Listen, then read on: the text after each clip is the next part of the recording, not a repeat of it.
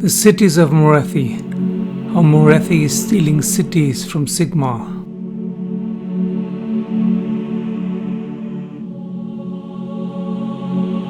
Hello, this is 60 Goblins and one brush, and today I want to make a short video about the news of the Broken Realms, what Morathi is up to, and what that means for the whole game mechanic and fluff of Age of Sigmar.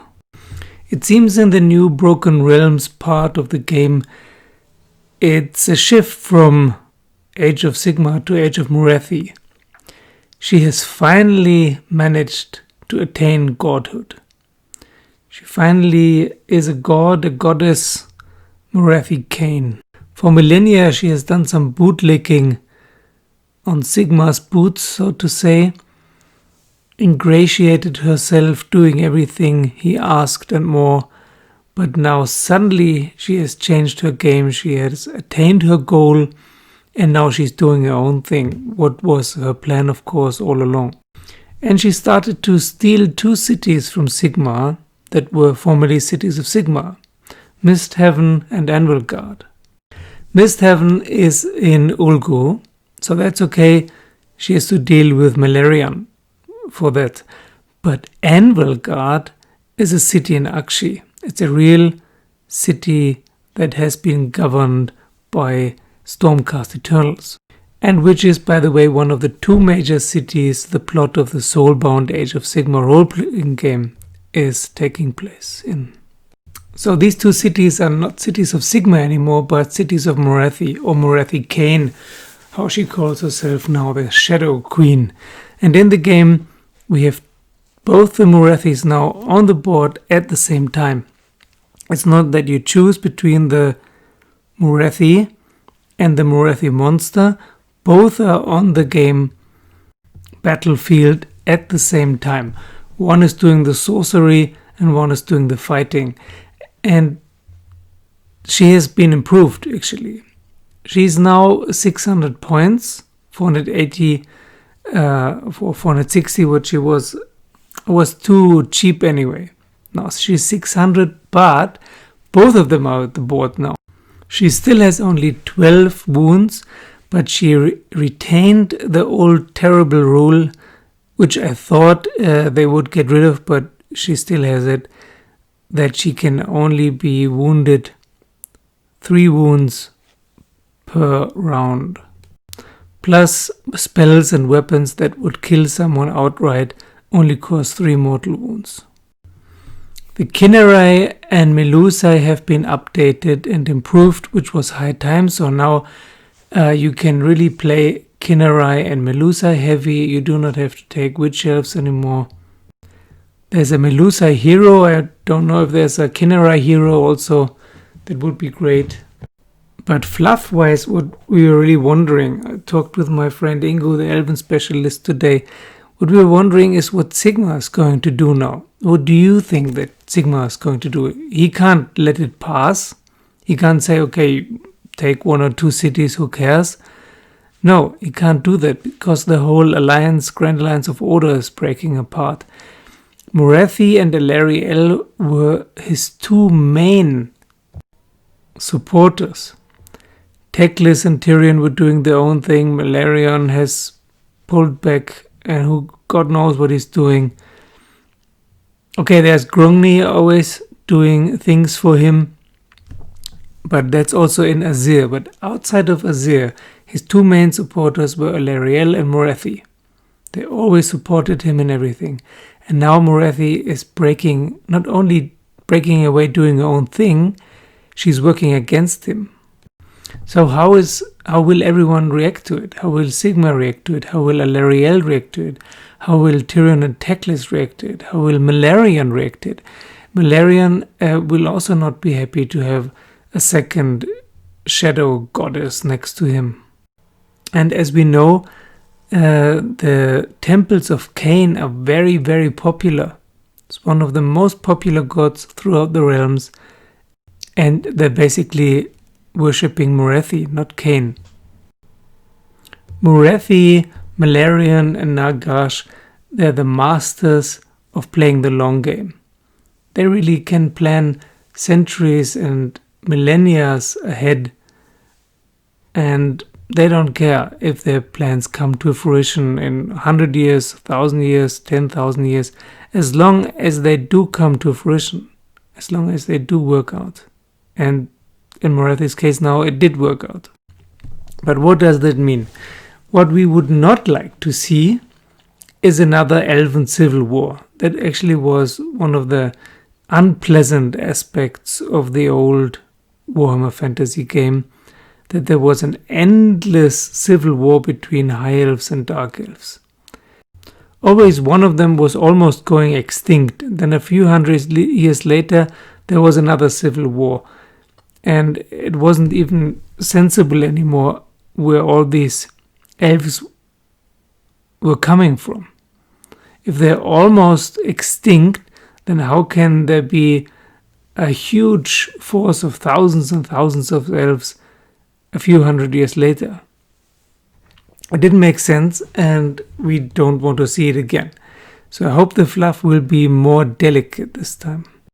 Probably the next thing is that Slaanesh is breaking free, so there will also be a game mechanic, because Slaanesh is the only thing Morathi is afraid of. Maybe Nagash too, but mostly Slaanesh. Why she's not afraid of Sigmar, I'm not sure.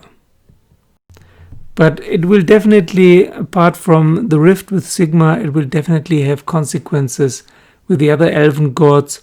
So far, Teclis, Tyrion and Malerion tolerated Morathi because she was useful, although she wasn't a goddess. Now she's a goddess, and she is starting to get aggressive and encroaching. And then there are the Idoneth, of course, also elves without a god, but they are also coming back into play. They got stronger. They got cheaper in the General's Handbook 2020. Now they got stronger. The Alopexes, the sharks, and the Leviathans, the big sea turtles, they have the double attacks for missile weapons now. The Alopex 4 instead of 2, the Leviathan 8 instead of 4. And almost everything about the Alopexes and Leviathans and some other units like the Eidolons of Mathlan and the Achillean Kings on Deep Mares all improved. So they will be strong now. They got cheaper and stronger. So that's also nice in case of the Daughters of Khaine. It's now possible to play them without a ton of witch elves, and the Idoneth are now possible to play without a ton of eels. As for the Stormcast Eternals, they also got improved because you can now play Judicators and Liberators again. They were useless before, but now they are improved. Also within the cities of Sigmar, there's a new interesting thing developing with the Dark Elves. There are Dark Elves like the Darkling Covens and the Scourge Privateers and so on, who are part of the cities of Sigmar. But now, will they join Morathi, or will they stay with Sigmar? That's the big question. So they also have been improved in the new books, Broken Realms, and in the cities of Sigmar that are now cities of Morathi, just as before you could take a certain number of Stormcast Eternal units if you played cities of Sigmar, now you can take a certain number of Daughters of Khaine units if you play Morathi, cities of Morathi, basically humans or elves with Daughters of Khaine as backup.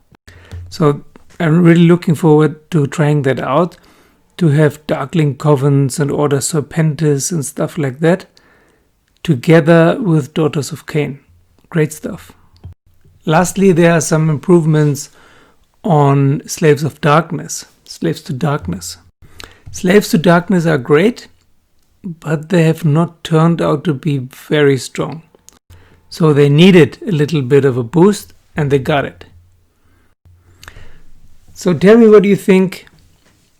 I know that there are quite some Idoneth fans listening to this channel. I think you will be happy. Tell me what you think about the improvements. Do you think the Idoneth and the Daughters of Khaine are overpowered now? What do you think how the narrative, the fluff will develop? And most importantly, how do you like it that these updates are coming in form of a book, of a campaign book? There probably will be a series of Broken Realms books, and the first one is Morathi. Who knows what other heroes will be next, or gods or goddesses.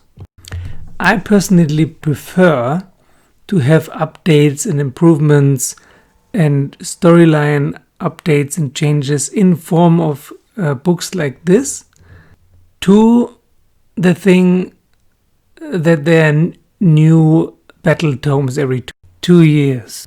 I've been playing Warhammer for quite some time, and it actually gets on my nerves to have to buy new battle tomes every 2 years. Partly because I buy all of them, so there are a lot of books and it costs a lot of money.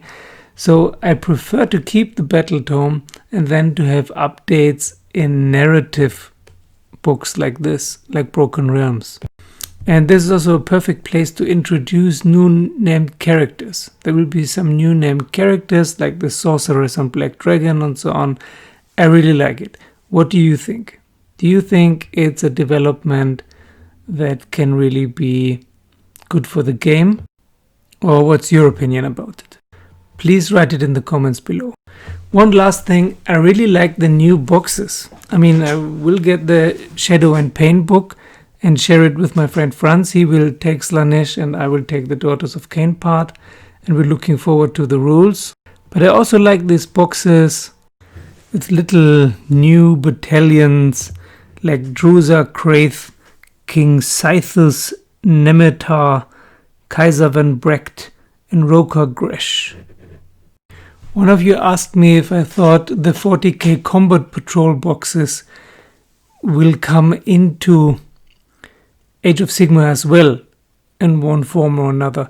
And I think these boxes are really the first step in that direction, and it's probably a good thing, because the start collecting boxes so far, they are and have been nice from an aesthetical point of view, but not so much from a combat point of view. Now, if you really have new boxes with battalions, with ready battalions that you can play them, they have a certain point value and you can unbox them and build them and paint them and play them, that would be great. I think that would be good. What do you think? Please leave your comments below. Thank you for watching. Thank you for supporting me on Patreon or sharing the videos with your friends, and see you soon.